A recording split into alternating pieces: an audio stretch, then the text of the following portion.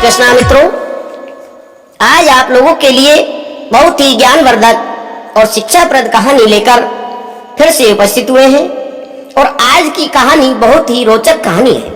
और एक प्रश्न हम सबके दिमाग में आता है कि भगवान भी ऐसे लोगों का साथ देता है जो प्रतिदिन बुरा काम करते हैं, और सज्जन व्यक्तियों को भगवान भी साथ नहीं देता।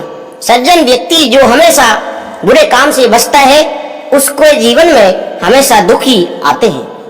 ऐसा हम सबके मन में विचार आता है, जबकि ऐसा नहीं है। श्रोताओं, आज हम इस कहानी के माध्यम से जानने का प्रयास करेंगे कि दुष्ट लोगों के सुख का क्या कारण है और सज्जन व्यक्तियों के दुख का क्या कारण है। भगवान कभी किसी को साथ अन्याय नहीं करते। एक पंडित होता है और जो भक्ति भाव से भगवान शिव का भजन किया करता था, और एक चोर था जो भगवान शिव को हमेशा भला बुरा बोलता। लेकिन एक दिन पंडित को पैर में कील चुभ जाती है, और उसी स्थान पर एक जो पंडित जानता था कि ये चोर है, उसको सोने से भरी असरपियों का थैला मिल जाता है। तो पंडित बड़ा दुखी हो जाता है और कहता है भगवान भी सही न्याय नहीं करता है। इस कहानी के माध्यम से सुनिए साथियों, पंडित के मन का भ्रम किस प्रकार दूर होता है। शिव मंदिर में एक पंडित और एक चोर प्रतिदिन जाते। पंडित अत्यंत भक्ति भाव से शिवलिंग पर फल दूध चढ़ाकर पूजा किया करता, वहीं बैठकर शिव स्तोत्र का पाठ किया करता और घंटों श्रद्धा से भगवान शिव का ध्यान किया करता। वहीं दूसरी ओर उसी शिव मंदिर में एक चोर भी प्रतिदिन आता। वह आते ही शिवलिंग पर डंडे मारना शुरू कर देता और अपने भाग्य को कोसता हुआ भगवान को अपशब्द कहता। अपनी विपन्नता, अपने दुखों का सारा दोष वो भगवान शिव पर मढ़ देता और उन्हें अन्यायी और पक्षपाती कहता। एक दिन पंडित और चोर के साथ साथ ही मंदिर में आए और अपने प्रतिदिन की प्रक्रिया दोहराई। पंडित ने तो बड़ी श्रद्धा भाव से भगवान शिव का जलाभिषेक किया, पुष्प चढ़ाए, शिव स्तोत्र का पाठ किया, और दोनों का ही काम एक साथ समाप्त हुआ। जो दुराचारी दुष्ट व्यक्ति चोर था, उसने भी जो अपना प्रतिदिन का काम था कि भगवान शिव को अपशब्द बोलना, भला बुरा कहना, वो भी इतना कह करके फ्री हुआ। जब पंडित फ्री हुआ तो काम भी दोनों का साथ ही खत्म हुआ और दोनों का साथ ही बाहर आना हुआ मंदिर से। तभी चोर को मंदिर के बाहर आने पर सोने की असरपियों से भरी थैली मिली, और जैसे ही चोर को असरपियों की थैली मिली, उसी टाइम पंडित के पैर में लोहे की कील से गहरा घाव हो गया। लोहे की कील चुभ गई।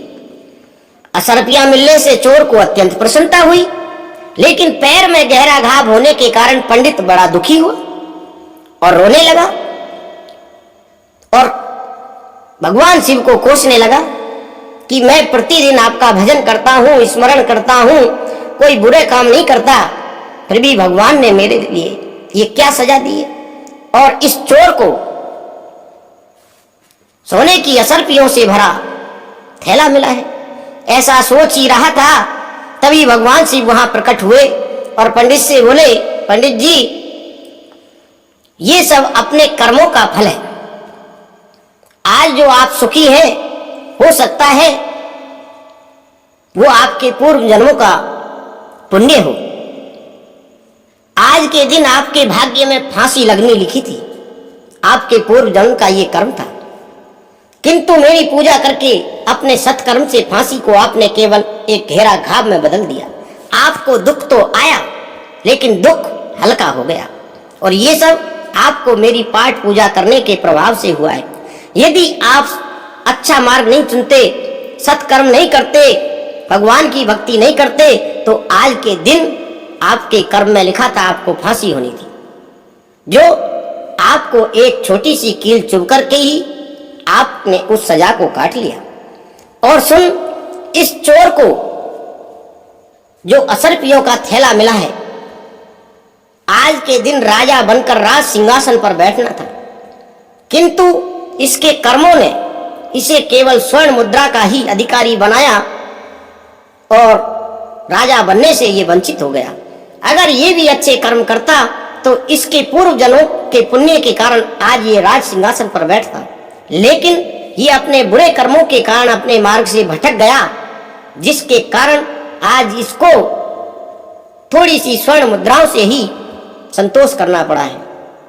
इसलिए किसी भी इंसान को अपने जीवन में यह सोचकर दुखी नहीं होना चाहिए कि कोई दुष्ट व्यक्ति प्रतिदिन बुरे कर्म करता है लेकिन वो फिर भी सुख से जीवन व्यतीत करता है।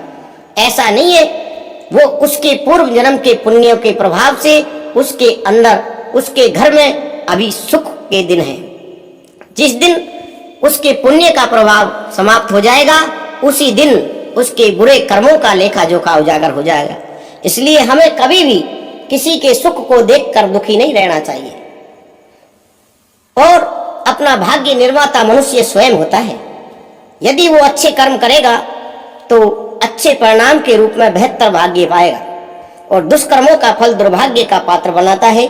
इसलिए हमें बुरे कर्मों से बचना चाहिए। ये कहानी हमें यही सीख मिलती है इस कहानी के द्वारा।